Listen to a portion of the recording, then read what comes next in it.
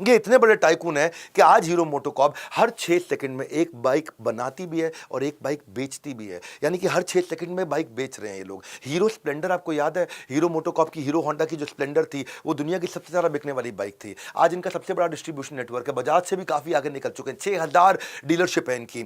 मैं शुरुआत करता हूँ कि बृजमोहन मुंजाल जो पाकिस्तान से आए थे और उसके बाद अमृतसर से लुधियाना में आकर के बसे, इन्होंने शुरुआत कैसे करी, सरकारी नौकरी, छोटी नौकरी क्या करते थे।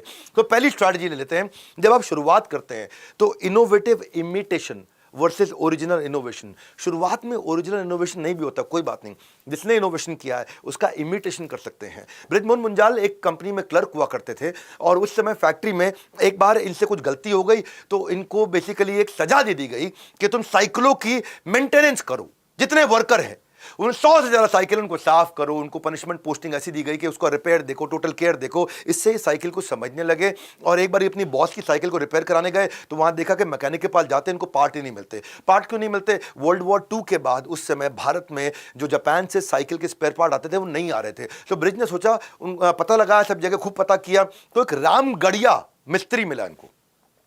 अच्छा, बड़ा जुगाड़ू मिस्त्री रामगढ़िया है जी। वो क्या करे, कोई भी जुगाड़ू तरीके से कोई भी पार्ट बना दे।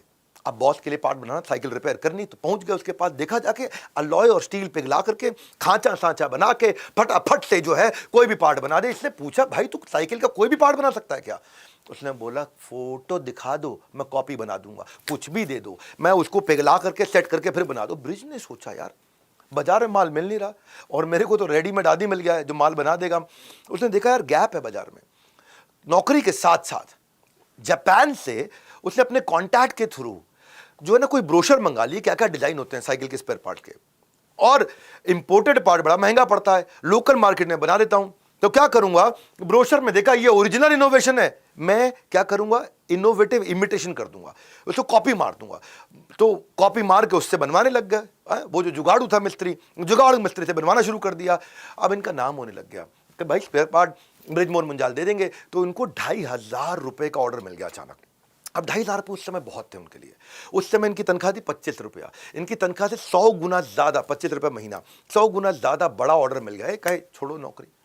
बृजमोहन मुंजाल नौकरी छोड़ दी है और फुल टाइम धंधे में घुस गए और वहां जाकर के साइकिल बनाने में जो कंपोनेंट लगते हैं उसका जाके इन्होंने जब पैसा वैसा कमाया, अब पता लगा कि साइकिल के कंपोनेंट और कहां मिल सकते। जर्मनी पहुंच गए।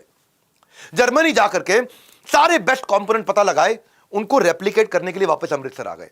अमृतसर से वो लुधियाना मूव करने वाले थे, रेप्लिकेट करना शुरू कर दिया। जर्मन आइटम 100 रुपए की, उसको यहां 20 रुपए में बना दे और 40 रुपए में बेच दे।